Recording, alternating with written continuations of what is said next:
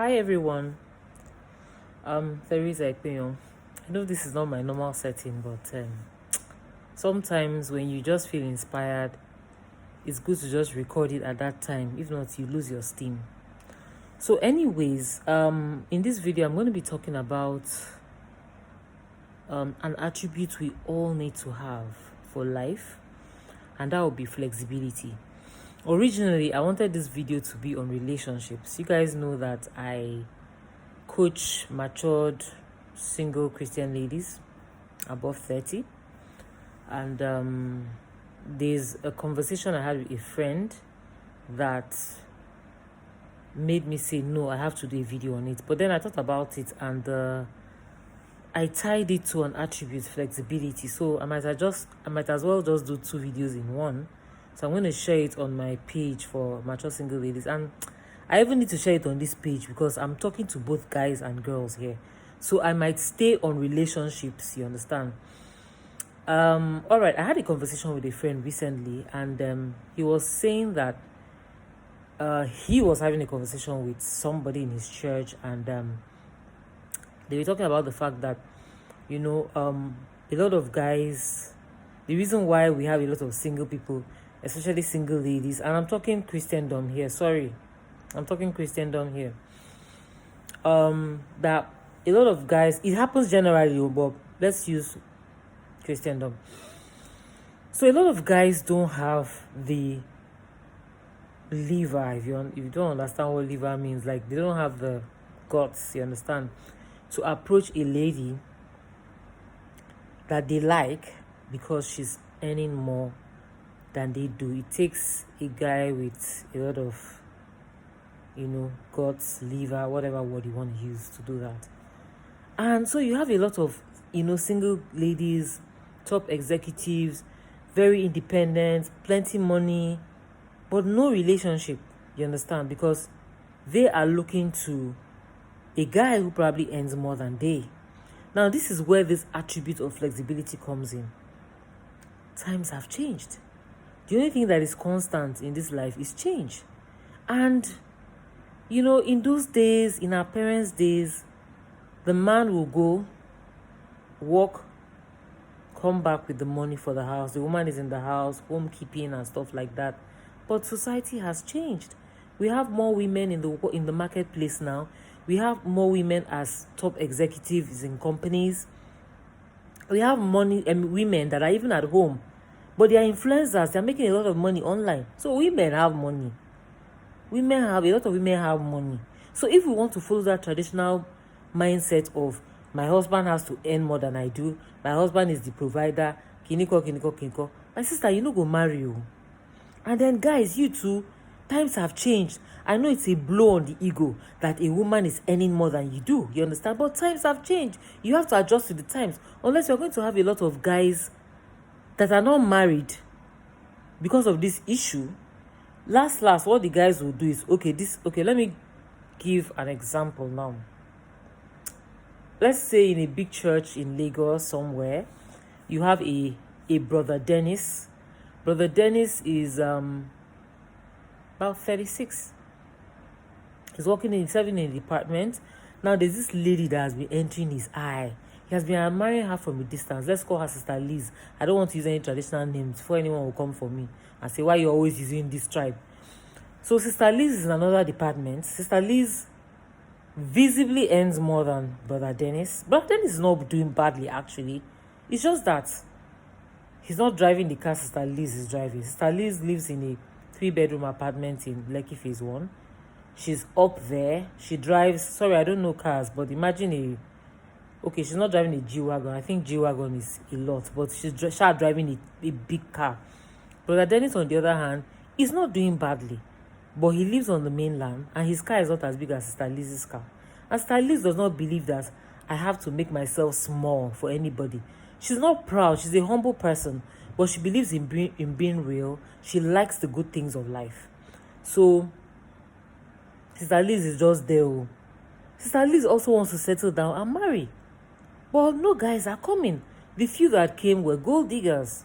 And so now she has a mindset that the brothers in church are gold diggers, her mind is somewhere else. You understand that her husband is going to come from somewhere else. But a lot of times, what we are looking for in Sokoto is in Ashokoto. But because of the way we see things, we have closed our eyes to, some years ago, I remember I was dating my husband. I was in a church, and I was talking with a sister. She was like, oh, she can never marry a church guy. She cannot, I beg. She cannot marry any church guy, blah, blah, blah. Me that I was dating my husband, I was a church guy. Okay, then we hadn't made people, we were just starting, so people didn't really know we were dating. So I just kept quiet. My mind, I'm like, if you don't marry church guy, I just kept quiet. Fast forward to years later, I heard she was getting married. And guess what? She was getting married to a church guy. What's happen now? Maybe you don't want to get married to a church guy. Keep on doing your shakara. And the guy she was even getting married to was not someone that it crossed my mind. You understand that, she could get married to. But you see, that's the issue. We just put on a particular lens and we feel that it has to be a particular way. Meanwhile, someone is there in your corner that you could have a very good life with. But in your mind, you have one. In fact, I remember some years ago when I was still single in that same church, one prophet or so came and was trying to prophesy to me that my husband is abroad. Now, if I had followed that mindset, I would have been there waiting for one bro abroad that does not exist. You understand? Meanwhile, there were people that I could get married to. But because they told me that the bro was abroad, I would have now closed my eyes to all the guys around and not giving them a chance because I was waiting for bro abroad. So that is the mindset that we have. So Sister Liz is there thinking that her husband is going to come from another church because all the guys here, because he had 2 failed relationships with guys who, turned out to be gold diggers, you understand? So anyway, she has in her department this guy who is a friend to Brother Dennis. And Brother Dennis, knowing that his friend is in the same department with her, was like, I like this babe, but I beg, I don't know, and everything. Now, the friend now tries to ask her out now, you understand? Or maybe talks to her that, look, you need to give guys a chance. Because if you're waiting for a guy who earns more than you, you may not see around. Or what if you meet a guy that actually earns more than you, but he's not what you want? What you want is in a guy who does not earn as much as you. So what happens? You remain single because you must get a guy that earns more than you. See, this thing is understanding at the end of the day. Now, let me balance it by saying that men, if you know that your ego cannot take a woman any more than you, please, I beg, leave the sister alone. She is very okay the way she is. It's better for you to marry her and start intimidating her in the house and start behaving very insecure and all that. Please leave her. If you know your ego cannot carry it, go and look for a babe who earns less than you. But where I'm talking about flexibility now is that men, things have changed. It's a matter of you and this lady sitting down and discussing, how are we going to do this thing? Yes, we women still see the men as, the provider. But I mean, if you are a helpmeet, because it doesn't make sense. Let's say I'm earning 2 million in a month and my husband is earning 1 million in a month. I'm just giving an instance. It will not make sense for me to say, let us have all our needs and all of this thing to be under that 1 million in a month because that is what he earns. Why am I a helpmate?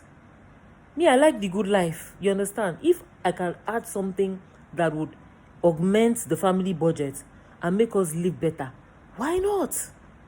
Why not? Why are you a helpmate? Let me tell you, there are marriages where the men were earning more and the wife entered the marriage very happy that, my husband is earning this, and life happened. And the woman had to step up. Will you now throw away the man because life happened to the man and the man cannot do what he was doing before? Go and check. We don't tell single people the truth. A lot happens in marriages. And we have to enter marriage knowing that you're saying for better or worse. Things happen. Things happen and things change. So when we have that traditional mindset, we go into it, especially if you grew up in a home where the man did everything, the woman did not. It's going to be very difficult. But look, that's why I'm talking about flexibility today. Can two work together except they be agreed? It's understanding, it's love.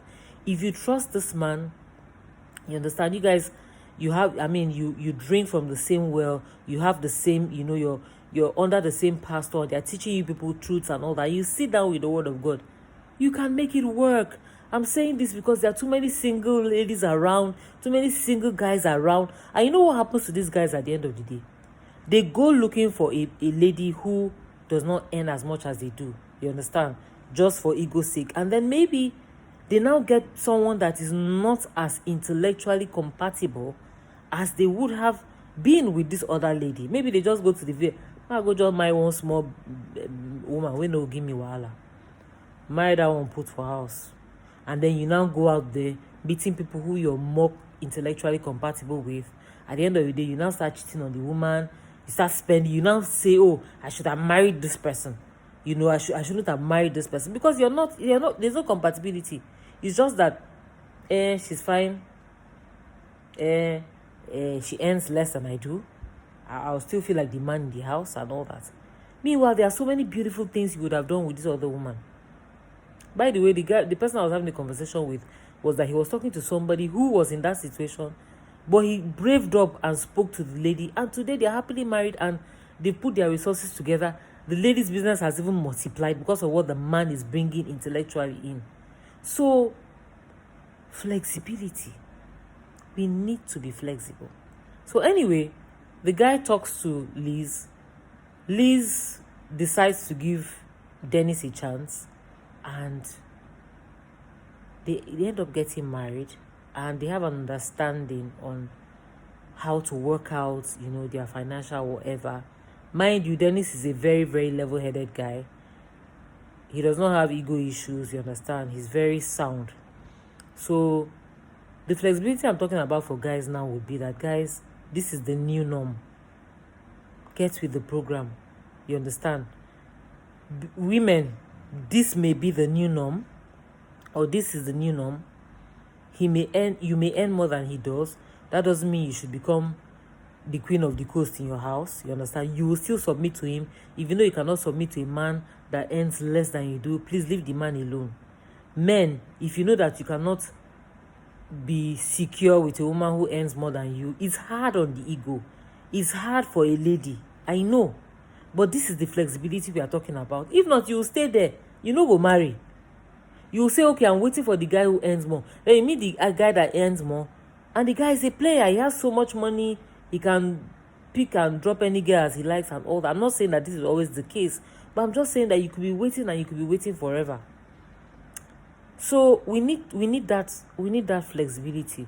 I want us to give other examples. And another example is, if I talk too much, you know the church I'm talking about. But I mean, a church where the leadership of the church passed on, the leader of the church passed on and handed over to his kids, and people walked away because they couldn't deal with this younger generation. You know, they couldn't deal with this pastor don't go. Please, I can't see this person as my pastor. Meanwhile, this person that has taken over is the person that you love, the person's child. Definitely the person carries his father's spirit. He may do things in a different way, but he carries his father's spirit. I'm sure you guys already know the church I'm talking about. You know, but people left because their minds could not adjust to the new norm. I know it's hard, but if we are going to keep on moving things, okay, let me give another example. Let me leave church. Now, managers in companies have to deal with the new generation. I did not want to mention Gen Z, but I'm going to mention Gen Z. In fact, I saw a video where someone was actually teaching people how to relate as managers in offices and all that, how to relate with Gen Z. Now, Gen Z has their, just like every generation has their pros and their cons, you understand? Gen Z is a special generation. If you don't know how to relate with them, you will suffer. They have their advantages. Gen Z is not like my generation or the earlier generations that they were yes sir. They are going to ask you, why do I have to do this? And if we had this mentality that Gen Z had, I'm sure the leaders we have to do, all due respect to our leaders today, I just feel that we need younger people. I mean, the older generation should just give a chance to the younger generation. We wouldn't have this yes sir mindset and be where we are as a country in Nigeria. And I want to believe that the change that will come to Nigeria may probably come in.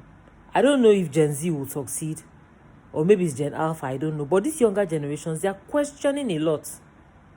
And it's good to question. You have been doing this thing like this since. You say, oh, this is how my father did it. But did it work though? Did it work? This is how my father did it. This is how it has always been. We have always been beating our children. Does it work though? Does it work with this generation? Does beating this generation physically work though? I have had to unlearn certain things. You know, I've been learning a lot about parenting and unlearning how things were done.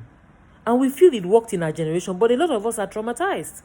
When we say, oh, my father and my mother raised me very well, blah, blah, blah, they used to beat us and everything, we turned out well. A lot of us are working with a lot of trauma and we don't even know it. And we are passing on that trauma to the next generation because we have refused to unlearn a lot of things that we thought worked. So these younger generations, they are questioning things. And they have a right, they have their excesses, they have a lot of excesses. But I think that we need to harness the advantages they have as a generation. So you are a manager, maybe you're used to millennials, you understand, managing millennials, and then this Gen Z now comes up, they start giving you attitude, they start this, they don't believe in 9 to 5, they believe in working at home. You know, things have changed. Okay, look at COVID. COVID came and changed a lot of things. Whoever thought there would be a time where we would have to work from home? You must go to that 9 to 5. And then we now started seeing that, look, okay, it can actually work. I'm thinking of a place like Lagos where everybody's out there on the road at the same time.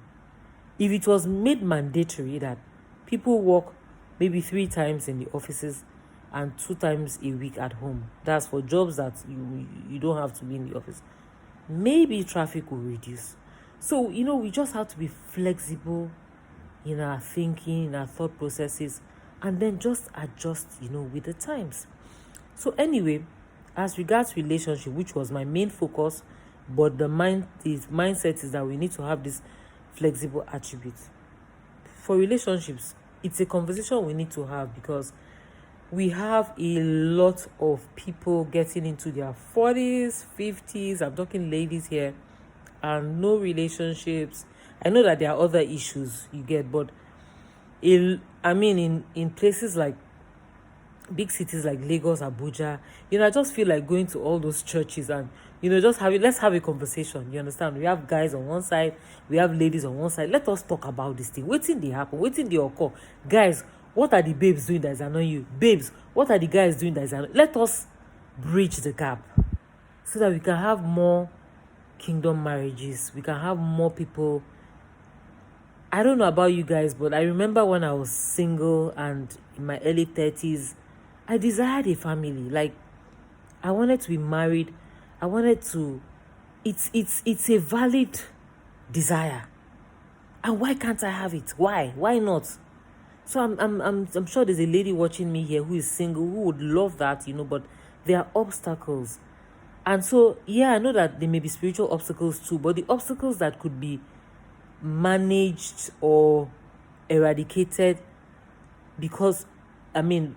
removed because of, you know, wrong mindset or not being flexible, let us do what we can. And guys, please be open-minded too.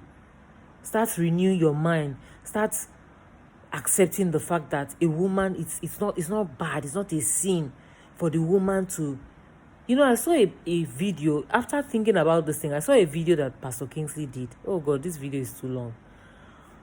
Let me stop. There will be a part 2, guys. Take care and see you in the next video.